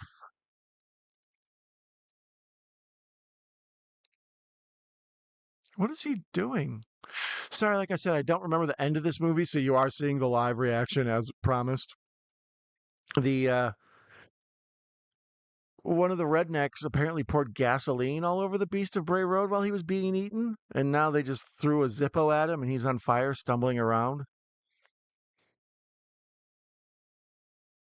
Clearly a guy in a suit. Yeah, at least they didn't use CGI because they didn't have CGI money, but nevertheless, this is absolutely terrible. Some minor Wolf and Annie under the volcano, Rich in Love, Before the Devil Knows You're Dead, underrated actor in movie history for sure. Are these what movies to watch in mute?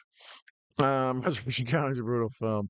Pop quiz: who wins a fight between Bigfoot, the Mothman, and the Jersey Devil? Ooh, that is a good question. Um,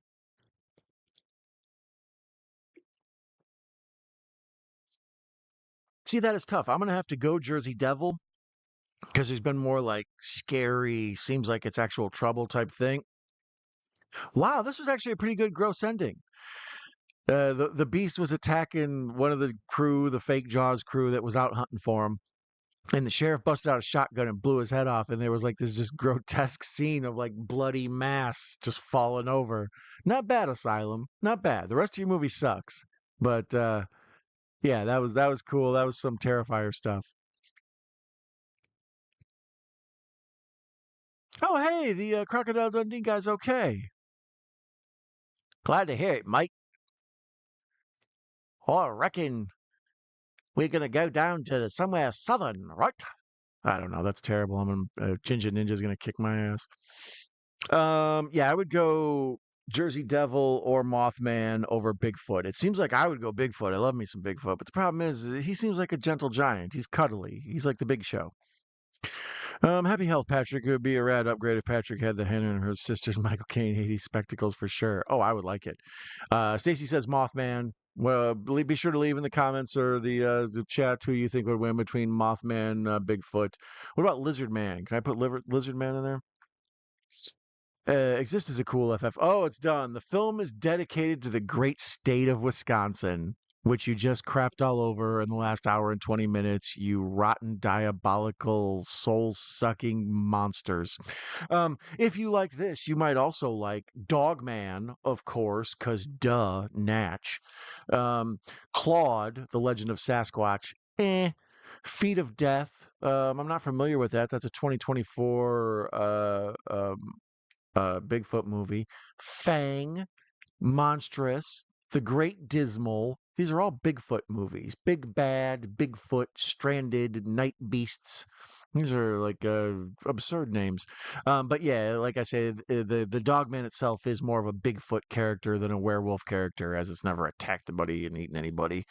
But nevertheless, it was fun to cover and watch for a full moon movie. I have to break it up sometime. There's a bunch of others I'd like to watch, but like my man Professor says, it's Coven, man. Yeah, that's a Mark Borchardt. We need to watch that on the channel sometime. That's a hard one to watch because I would just be sitting there explaining like how everything is awesome and hilarious. Oh, look, Mike Shank wants him to move the Dr. Pepper. Where is a werewolf movie? That's another one that's on my list. I've heard Where is one of the best ones left that I haven't seen. Um, like I say, I watched a little bit of Wolves today. I don't know, it looks kind of crappy, but I'm sure I'll enjoy the stupidity of it. Still need to see Howl. Um, I don't know. I watched what you call it, Werewolf by Night on Disney. I saw that one. The Hitcher. I love me some Hitcher. That's probably that should be on the C. Thomas Howell list. Oh, is that what Stacy was probably giving off the were those C. Thomas Howell movies? Wolf and let me see. Raptor with the great Eric Roberts. Professor says Raptor with the great Eric Roberts, the superior of the Roberts siblings. I agree. I totally agree with that. Flesh and Blood with Rutger Hauer and Jennifer Jason Leigh is great medieval film. Don't know if I'm familiar with it. Do you like the Cocktail movie? Which one? Tom Cruise and Brian whatever the dude from FX name is. I always forget him because FX messed me up because Brian, whatever his name is, and Brian Dennehy were in the same movie. It was the meeting of the Bryans, and Dennehy proved to be a much more powerful Brian. The Battle of the Bryans, the War of the Bryans. Dennehy won, in my opinion. Brian, can't think of that guy's name. Eric Roberts' cameo in Spun with Mickey Rourke and Pope of Greenwich Village. Yeah, Pope of Greenwich Village is classic. I haven't seen that in years, but that's a very good movie. I'd like to watch it again. As far as Spun goes, Spun is fantastic. That's a crazy, dark comedy about meth, and I don't know if you're a fan of the Breaking Bad type stuff, you'd love you some Spun. Don't like Tom Cruise films except for Collateral with Jamie Foxx. That's an underrated one. That's what Michael Mann, I think, directed that one. I enjoy it a lot. I'd like to go back and watch Collateral. Tom Cruise is good though. Tom Cruise is, I mean, he's arguably the last great movie star. Um, he's a combination of Cary Grant or whatever the big star is. Plus, he's Jackie Chan. That's hard to be. Tom Cruise is impressive. Uh, Favorite Tom Cruise is probably the first Mission Impossible. The remake of Abre los Ojos. What's it called? Open Your Eyes. Is that what it's called? Something like that. Vanilla Sky. That's what it's called. Vanilla Sky. That one's a decent one. Interview with a Vampire. What's it called? Taps. Is that the one it is?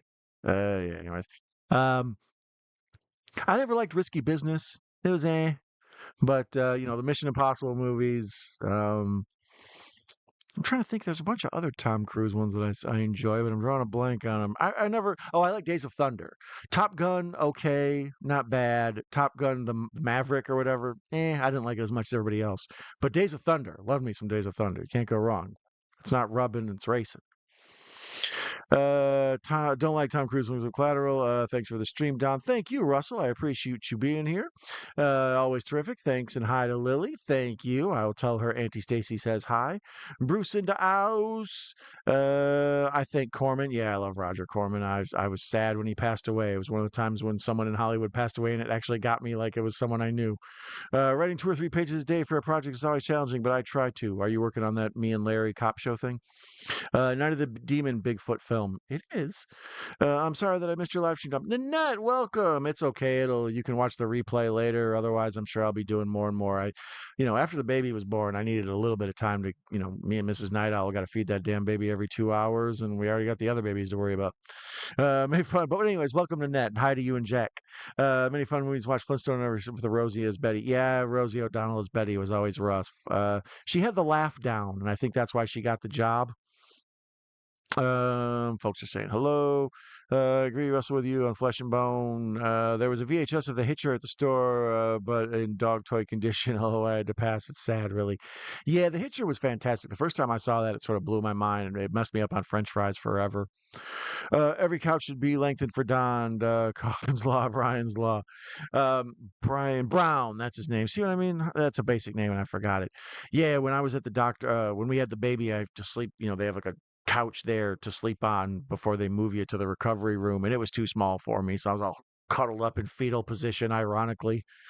Um, well, let's see. I like a handful of Tom Cruise movies, but I'm not the biggest fan of his. Like I say, I respect him more than I enjoy him, but I've seen enough Tom Cruise to enjoy. What was it we were talking about earlier? A Few Good Men, right? You can't go wrong with that.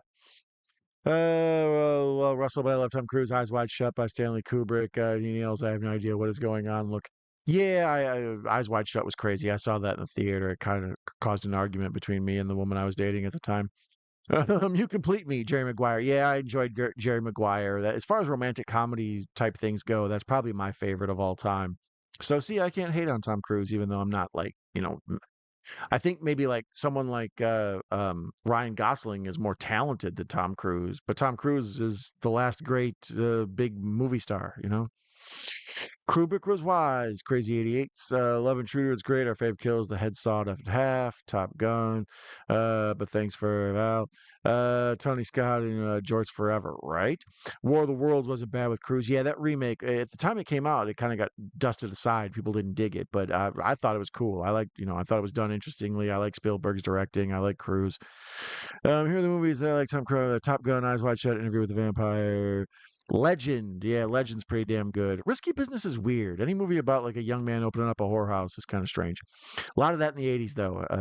Henry Winkler opened up a whorehouse, for God's sakes. All right, it is 3:11 in the morning. Everybody wants to be down, down. Shout out to '90s alternative music. Um, it is something different that paid really well and happy to get paid on my own. Okay, well, let me know if you need a director, writer, someone to hold a boom mic. I got this. Okay, I forgot about War of the Worlds. That's another Tom Cruise movie I like, but that's all of them. What about Rain Man? Oh, see? Uh-huh. Dun dun dun. It's a really good one for him, but my favorite will always be Eyes Wide Shut. Eyes Wide Shut's an interesting one. I've never seen Rain Man. It's a 3 minutes till Wapner. Kubrick movie, not good for date. Lesson learned on, right? Wendy, I want to bash your head in. Love the sequel, The Color of Money. Yeah, I have a secret theory that Stanley Kubrick hated his wife. Love that dog, Nanette. Yeah, Jack's awesome. I like Bones' impersonation of Jack, Angry Jack. I've never seen A Few Good Men, but bump, right? Dating humor.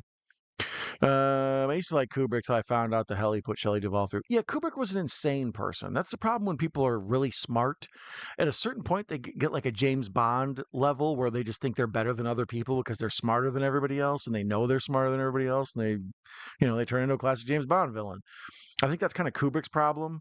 Even Hitchcock said he thought actors and actresses were basically just cattle. Wherever they go where I tell them. That's what they do. They need to just shut up and quit telling me. I'll tell them. So I think Kubrick kind of got like that same way. Like he just felt he was sort of an ass because he just thought he was better than everybody else. And to a certain extent, maybe he was. I don't know. I want Color of Money, another one where Cruz is a mentor now. Yay. Yeah, I heard they were talking about maybe doing that actually.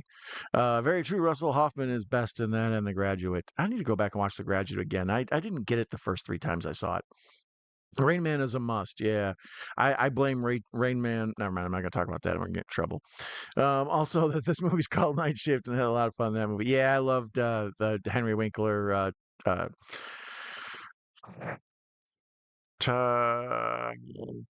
Michael Keaton. Dang, I drew a blank on what Billy's name or who played Billy. Anyways, that bit of stumbling stupidity is a good place to wrap up. What does this say? Have a great day, and I'll have a robot analysis these movies and do the opposite. Thank you. I appreciate it. And I appreciate you all for watching and hanging out tonight. This very unappreciated and deservingly so terrible movie. It's one of the only times I've ever watched a bad movie on here. This one is Garbaggio, hot Garbaggio. It needs to be cooled off and sent away to an ice planet. This movie needs to be put in that thing like they put General Zod in that Phantom Zone, and they can just spin off. It's garbage. Anyways, I recommend nobody ever watch it ever, especially since I've had to twice now. That's 2 times too many to be watched. But other than that, I thank you for hanging out with me and watching this terrible piece of garbage. I'm going to go wash the stank off me. Um, you are the best, Professor Macabro, Stacy, Anthony Chabot, Mr. Bones, Professor Echo Cero was here. My brother-in-law Xavier was here. All sorts of folks who popped in. 59 Survivor, Russell Collier, the main man, Russell Collier, our buddy Nanette and Jack. So many awesome folks. So much wonderful time. I appreciate you all being here. I love you so much. You have a wonderful weekend, and I wish all of you green grass and high tides.